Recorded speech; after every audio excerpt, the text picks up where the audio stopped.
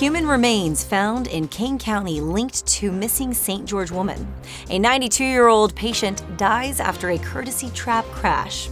And your daily weather forecast with highs, lows, and everything you need to know for the days ahead. You're watching St. George News at 5, brought to you by our studio sponsor, We Win Injury Law.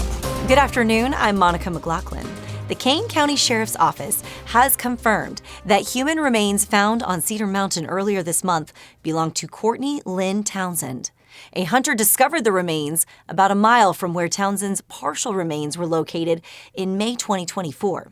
The Utah State Medical Examiner's Office made the identification, though investigators say the discovery provided no new clues into her death. Townsend was reported missing in late 2023, and her burned-out vehicle was later found near Duck Creek Village. Anyone with information is urged to contact the St. George Police Department or Kane County Sheriff's Office. A 92-year-old woman has died from injuries she sustained in a courtesy trap crash on a St. George sidewalk where she and her son were struck by a vehicle. For more on the investigation and how the community is responding, here's Maury Kessler.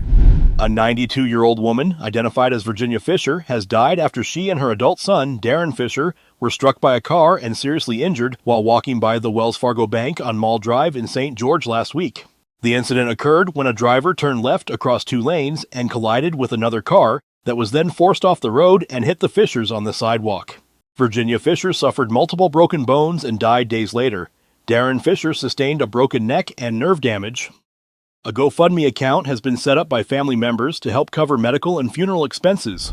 Thanks, Maury. Let's take a look at your daily weather forecast, brought to you by Casablanca Resort and Casino. In St. George, it's currently 88 degrees under sunny skies. Tonight, temperatures will dip to around 61 degrees. Tomorrow, expect a high of 95 and a low of 66. Over in Mesquite, the current temperature is 91 degrees with mostly sunny conditions. Tonight's low will be near 68 degrees. Tomorrow, prepare for a hot day with a high of 99 and a low of 72. In Cedar City, it's currently 72 degrees and sunny. Tonight's low will be around 46 degrees. Tomorrow, look for a high of 79 and a low of 54. Now we'll go to Tyler Todd for your weekly injury law review. Hi, I'm Tyler with We Win Injury Law. Roundabouts are meant to improve traffic flow, but they also create confusion for many drivers, leading to frequent fender benders and more serious rear-end collisions.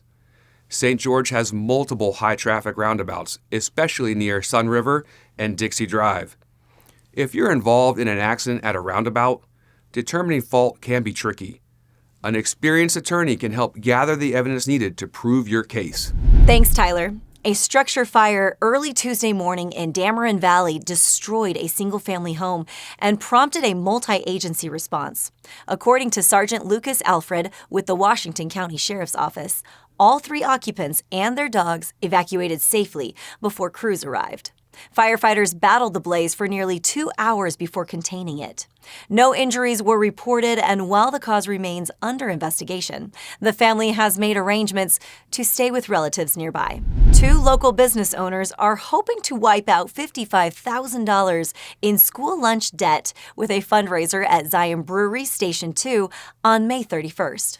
Here's Jesse Bang for more on the event and how it's bringing the community together. Zion Brewery Station 2, together with Zion Canyon Brew Pub in Springdale, is hosting a charity event in St. George with the goal of eliminating $55,000 in school lunch debt across Washington County. Zion Canyon Brew Pub Springdale owner Jolene Pace tells us why this cause is so important. So we have a lot of families here that are struggling right now, that are really in an in-between range where they don't qualify for free lunches, but they also don't really have enough money to be food secure. Both breweries regularly host charity events, but Station 2 owner Ashley Pace said the upcoming Break the Debt Cycle fundraiser holds special meaning.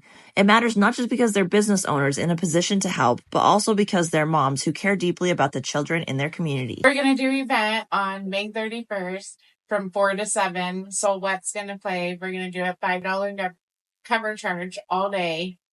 We're going to do a raffle, silent auction. All food sale proceeds will also go towards the fundraiser, and attendees are able to donate additional funds during the event. We live in a community that's growing really fast, and we are lucky enough to have businesses that are successful, that are supported by the community. And because of the growth that we've had over the past few years, I think there's a lot more need. There's a lot that needs to be done here.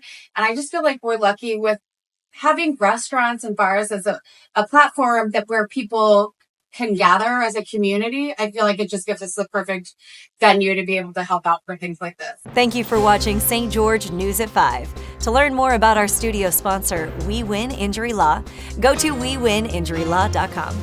I'm Monica McLaughlin with St. George News, your #1 source for local news. This has been St. George News at 5, brought to you by We Win Injury Law.